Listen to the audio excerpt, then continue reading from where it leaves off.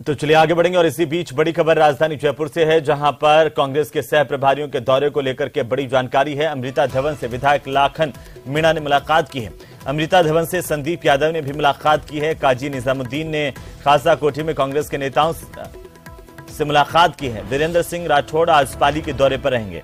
वहीं काजी निजामुद्दीन जयपुर में खासा कोठी में कांग्रेस के नेताओं से मुलाकात कर रहे हैं। आपको बता दें कि अमृता धवन से विधायक लाखन मीणा और संदीप यादव की मुलाकात हुई है।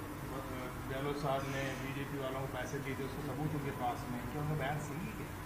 नहीं, ये तो देखो ऐसा इस मामले में तो गुडा जी बता पाएंगे। बाकी तो ऐसा कोई बात है नहीं है कि इस तरह की कोई बात हो। बाकी तो ये है कि जो है ऐसी कोई बात नहीं। क्या आप उनके बयान की तरदीद या कोई मजम्मत करते हैं कि जिस तरह से उन्होंने बयान दिया, इल्जाम आयद किया कि सरकार बचाने के लिए बीजेपी वालों को पैसे दिए? नहीं, मुझे तो ऐसा नहीं लगता। अपने अनुभव से देखो, उनके पास कोई जानकारी हो। हम सब लोग जैसे कांग्रेस में शामिल हुए, हम सीएम साहब का चेहरा देख के सरकार को मजबूत करने के लिए और आखिरी दम तक डटे रहे। तो मुझे तो अब इन बारे में ना तो कोई जानकारी, ना मुझे ऐसा लगता है।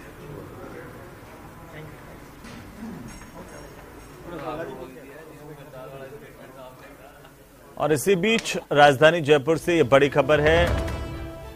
अमृता धवन के मंत्री प्रताप सिंह खाचरियावास से मुलाकात हुई है। खाचरियावास के आवास पर यह अहम मुलाकात हुई है। राजनीतिक हालातों को लेकर चर्चा की गई है। अमृता धवन बाकी सह प्रभारियों के साथ राजस्थान के दौरे पर हैं। और इसी बीच बड़ी जानकारी, बड़ी खबर इस वक्त की। अमृता धवन की मुलाकात मंत्री प्रताप सिंह खाचरियावास से उनके आवास पर हुई है। इस दौरान बाकी कांग्रेस के कार्यकर्ताओं, पदाधिकारियों से भी अमृता धवन ने मुलाकात की है और उनसे बातचीत की है। प्रदेश की राजनीतिक स्थितियों को लेकर के चर्चा की गई है। तो सूबे के मंत्री प्रताप सिंह खाचरियावास के आवास पर अमृता धवन पहुंची थी और प्रताप सिंह खाचरियावास से उनकी मुलाकात हुई है।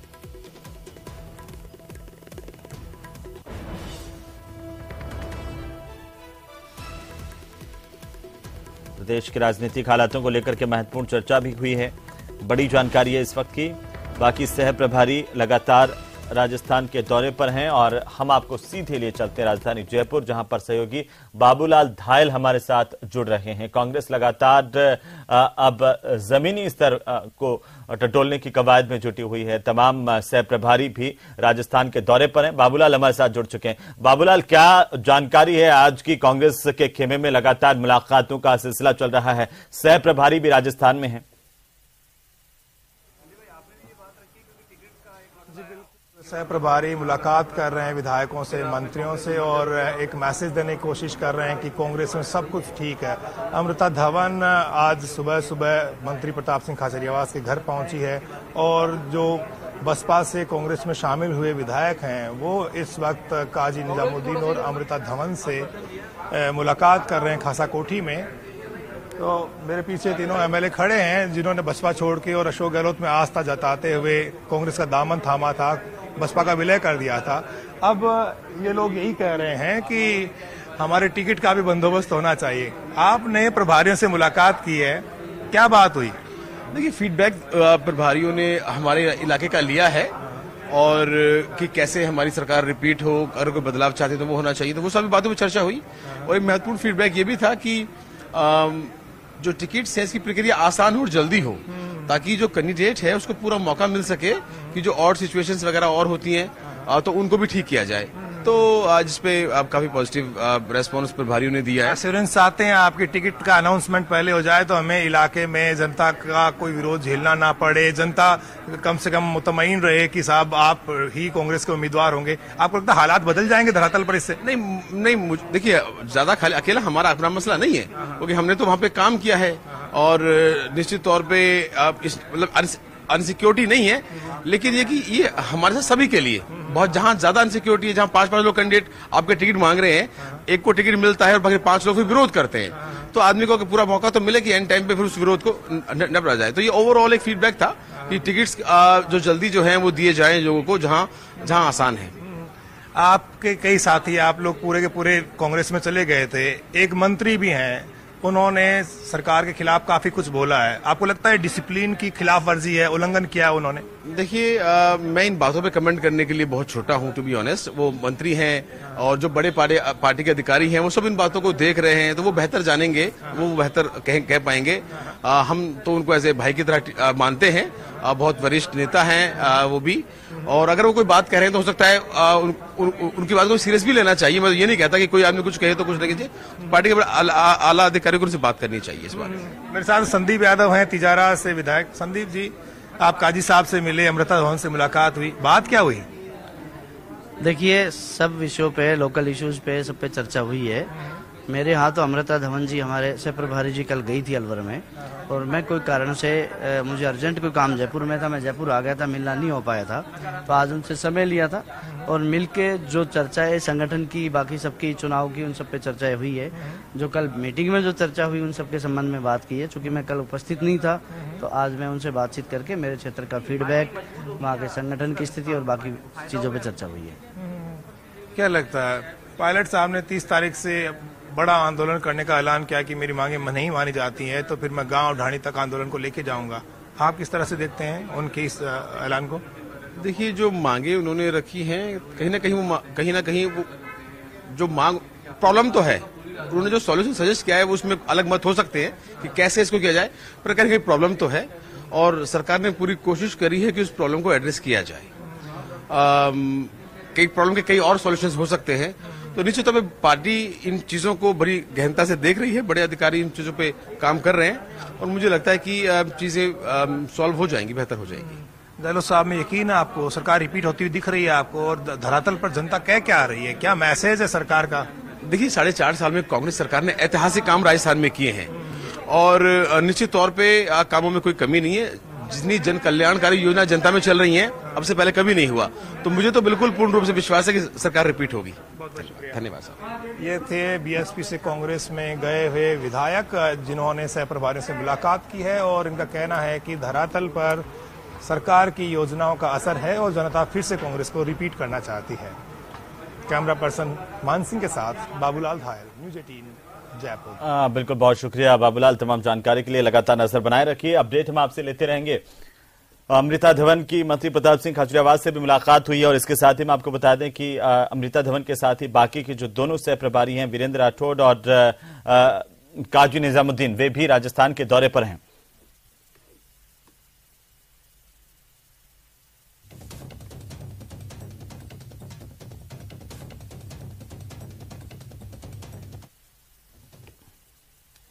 तो चलिए अगली खबर का रुख करेंगे। 2008 में जयपुर में हुए सीरियल बम ब्लास्ट का मामला और इसे लेकर के बड़ी जानकारी है। हाईकोर्ट के फैसले के खिलाफ सरकार की अर्जी पर सुप्रीम कोर्ट में सुनवाई को लेकर बड़ी खबर है। सुप्रीम कोर्ट में आज सुनवाई होनी है। हाईकोर्ट ने सभी दोषियों को बरी कर दिया था। हाईकोर्ट के फैसले के खिलाफ पीड़ितों ने एक याचिका सुप्रीम कोर्ट में दाखिल की थी। पुलिस की जांच पर हाईकोर्ट ने सवाल उठाए थे और 2019 में निचली अदालत ने दोषियों को फांसी की सजा सुनाई थी। 2008 में जयपुर ब्लास्ट में 71 लोगों की मौत हुई थी और इसी पूरे मामले को लेकर के सीरियल बम ब्लास्ट मामला, जिस मामले पर आज सुप्रीम कोर्ट में सुनवाई होनी है। हाईकोर्ट के फैसले पर हाईकोर्ट ने तमाम दोषियों को बरी कर दिया था। पुलिस की जांच पर भी सवाल उठाए थे। इसके खिलाफ पीड़ितों की तरफ से सुप्रीम कोर्ट में एक याचिका दाखिल की गई थी। इस याचिका पर आज सुप्रीम कोर्ट में सुनवाई होगी। जयपुर बम ब्लास्ट मामले में 71 लोगों की जान गई थी, कई लोग घायल हुए थे। इसके बाद निचली अदालत ने फांसी की सजा सुनाई थी दोषियों को, लेकिन हाईकोर्ट ने तमाम दोषियों को बरी कर दिया, ये कहते हुए क्योंकि पुलिस की जांच सही तरीके से नहीं हुई। और इसी पूरे मामले के को लेकर के अब सुप्रीम कोर्ट में सुनवाई होगी। ज्यादा जानकारी के साथ हमारे सहयोगी सुशील पांडे फोन लाइन पर जुड़ चुके हैं। सुशील, हाईकोर्ट में आज इस पूरे महत्वपूर्ण मामले की सुनवाई होनी है, क्या जानकारी है इस वक्त आपके पास? फिलहाल इन तमाम दोषियों को बरी कर दिया था। जयपुर ब्लास्ट में जो लोग शामिल थे, इनमें से ये बताया गया था कि जांच एजेंसियों के द्वारा ठीक से नहीं की गई, जिसमें सबूतों के अभाव में इन तमाम जो दोषी हैं उनको बरी किया गया। हालांकि उसके बाद राजस्थान सरकार की तरफ से सुप्रीम कोर्ट में हाई कोर्ट के फैसले को चुनौती दी गई है। इससे पहले पीड़ितों ने भी सुप्रीम कोर्ट का दरवाजा खटखटाया था, जिस पर सुप्रीम कोर्ट ने उनकी याचिका को मंजूर करते हुए संबंधित पार्टी को नोटिस जारी किया था। उसके बाद राजस्थान सरकार की तरफ से सुप्रीम कोर्ट का दरवाजा खटखटाया। हालांकि आज उनकी राजस्थान सरकार की अपील पर सुनवाई होने वाली है। आज देखना बेहद अहम होगा कि सुप्रीम कोर्ट में राजस्थान सरकार हाई कोर्ट के आदेश को लेकर क्या कुछ बातें कहती है। लेकिन राजस्थान सरकार की तरफ से सुप्रीम कोर्ट में जो याचिका दाखिल की गई है उसमें ये कहा गया है कि हाई कोर्ट ने तमाम तथ्यों को ठीक से नहीं आकलन किया है, लिहाजा सुप्रीम कोर्ट हाई कोर्ट के आदेश की समीक्षा करे और जो तमाम जो दोषी हैं उनको जो फिलहाल बरी किया गया है उन पर दोबारा उनको फिलहाल सजा दी जाए। लेकिन इस पूरे प्रकरण को सुप्रीम कोर्ट कैसे देखता है, ये जब आज सुनवाई होगी तो ही सामने निकल कर आ पाएगा। बहरहाल जी सुशील, लेकिन इस पूरे फैसले को लेकर के सियासी रंग भी देखने को मिले। बीजेपी लगातार कांग्रेस पार्टी पर सवाल उठा रही थी। आज ये जो महत्वपूर्ण सुनवाई है उसमें क्या सरकार की तरफ से क्या दलीलें हो सकती है? जी देखिए, साफ तौर से इसका एक सियासी फायदा निश्चित रूप से बीजेपी की तरफ से उठाने की कोशिश की गई और उसकी वजह ये रही कि जब राजस्थान हाईकोर्ट ने इन चारों दोषियों को बरी किया तो काफी लंबे समय तक राजस्थान सरकार की तरफ से सुप्रीम कोर्ट का दरवाजा नहीं खटखटाया गया। बाद में जब भारत के प्रधानमंत्री नरेंद्र मोदी ने राजस्थान में एक जनसभा की और वहां की सरकार पर कटाक्ष किया, उसके बाद राजस्थान सरकार की तरफ से सुप्रीम कोर्ट में अपील दाखिल की गई। लेकिन उससे पहले पीड़ितों ने सुप्रीम कोर्ट का दरवाजा खटखटा दिया था। लेकिन संभवतः ये देखा जाता है कि अगर स्टेट की किसी फेलियर को अगर हाईकोर्ट फटकार लगाता है या स्टेट की मशीनरी को हाईकोर्ट कुछ कहता है तो हाईकोर्ट के आदेश के खिलाफ स्टेट गवर्नमेंट तुरंत बड़ी अदालतों का अपील बिल्कुल करती है। सुशील, नजर बनाए रखिए, लगातार अपडेट हम आपसे लेते रहेंगे। बहरहाल बहुत शुक्रिया तमाम जानकारी के लिए। तो चलिए आगे बढ़ेंगे और अब बात करेंगे महंगाई राहत कैंप की। अब तक 98,67,965 परिवार इन कैंपों के जरिए लाभान्वित हो चुके हैं। 4,50,22,085 गारंटी कार्ड प्रदेश भर में लोगों को वितरित किए जा चुके हैं। गैस सिलेंडर योजना में 34 लाख से ज्यादा रजिस्ट्रेशन इस महंगाई राहत कैंपों में हुए हैं। वहीं निःशुल्क बिजली योजना में 60 लाख से ज्यादा रजिस्ट्रेशन हुए हैं। अगर इन कैंपों के माध्यम से कृषि बिजली योजना की बात करें तो जिसमें 6 लाख से ज्यादा रजिस्ट्रेशन हो चुके हैं। फूड पैकेट योजना में 65 लाख से ज्यादा रजिस्ट्रेशन महंगाई राहत कैंपों में हुए हैं। मनरेगा योजना में 36 लाख से ज्यादा के रजिस्ट्रेशन हुए हैं। तो शहरी रोजगार गारंटी योजना में 3 लाख से ज्यादा के रजिस्ट्रेशन महंगाई राहत कैंप में हुए हैं। कुल मिलाकर के महंगाई से राहत देने की लोगों को सरकार की बड़ी कवायद है, जिसमें पेंशन योजना में 32 लाख से ज्यादा रजिस्ट्रेशन हो चुके हैं। पशु बीमा योजना में 52 लाख से ज्यादा रजिस्ट्रेशन हुए हैं। तो चिरंजीवी योजना में 79 लाख से ज्यादा के रजिस्ट्रेशन महंगाई राहत कैंपों में हो चुके हैं। वहीं दुर्घटना बीमा योजना में 79 लाख से ज्यादा के रजिस्ट्रेशन हुए हैं। तो चलिए आगे बढ़ेंगे। बड़ी खबर बीजेपी के हल्ला बोल से जुड़ी हुई, जहां पर बिजली पानी के मुद्दों को लेकर के बीजेपी लगातार हमलावर है। आज से 3 दिन तक प्रदेश भर में प्रदर्शन करेगी बीजेपी। बीजेपी के प्रदेश भर में उपखंड स्तर पर विरोध प्रदर्शनों का आयोजन हो रहा है। 3 दिनों तक बीजेपी का हल्ला बोल सरकार के खिलाफ चलेगा। बड़ी जानकारी, आज से 3 दिनों तक प्रदेश भर में भारतीय जनता पार्टी कांग्रेस सरकार के खिलाफ हल्ला बोलेगी, प्रदर्शन करेगी, जिसमें बिजली पानी समेत जनता के अन्य मुद्दे भी शामिल हैं। हर उपखंड स्तर पर प्रदर्शन करने का लक्ष्य रखा गया है। 3 दिनों तक भाजपा कार्यकर्ता पदाधिकारी जुटेंगे, सरकार के खिलाफ मोर्चा खोलेंगे। और अब खबर टोंक से, जहां पर समाज कल्याण बोर्ड की अध्यक्ष अर्चना शर्मा ने बीजेपी पर निशाना साधा। सचिन पायलट के सवालों से बचते हुए अर्चना शर्मा ने पायलट की यात्रा को निजी यात्रा करार दिया है। कहा कि कांग्रेस में कोई धड़ा नहीं है, सरकार एकमुखी है। दरअसल महंगाई राहत कैंप की कोटा प्रभारी अर्चना शर्मा 2 दिन के कोटा दौरे के बाद जयपुर जा रही थी और अर्चना शर्मा ने कहा कि 2 दिन कोटा के ग्रामीण इलाकों में राहत शिविरों का उन्होंने जायजा लिया। नहीं है, कोई धड़े नहीं है, सरकार एकमुखी है और जो आप जिस कार्यक्रम का जिक्र करें उनका निजी कार्यक्रम है, जिसको हमारे प्रभारी महासचिव जी ने और प्रदेश अध्यक्ष जी ने स्पष्ट कहा कि उनका अपना कार्यक्रम है।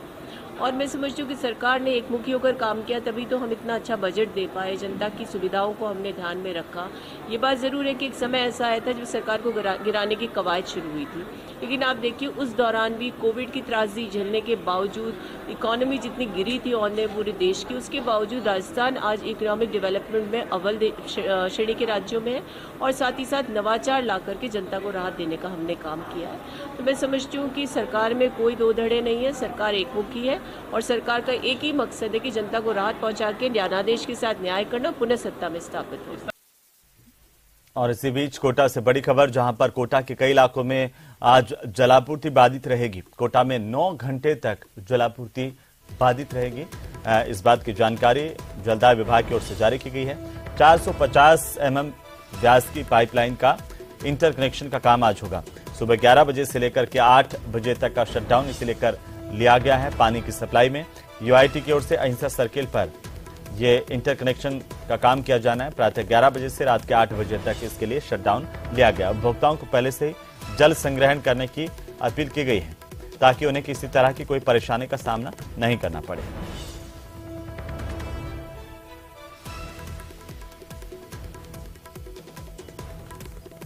और इसी बीच अब बच्चों को लेकर के महत्वपूर्ण खबर है, जहां पर 8वीं बोर्ड का रिजल्ट आज जारी होने वाला है। 8वीं बोर्ड का परीक्षा परिणाम जारी किया जाएगा। 8वीं बोर्ड परीक्षा 2023 का परिणाम आज जारी होगा। दोपहर को 12 बजे ऑनलाइन परीक्षा परिणाम जारी करेंगे। मंत्री बीडी कल्ला 8वीं बोर्ड परीक्षा में करीब 13 लाख विद्यार्थी शामिल हुए थे। शिक्षा मंत्री डॉक्टर बीडी कल्ला ये रिजल्ट जारी करेंगे।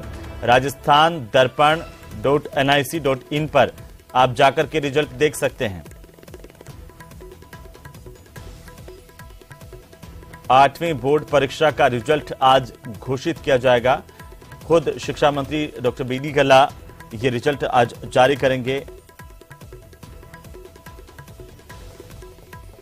8वीं बोर्ड के रिजल्ट को लेकर के बड़ी जानकारी है। और इसी के साथ ही इस बुलेटिन में फिलहाल इतना ही। नमस्कार।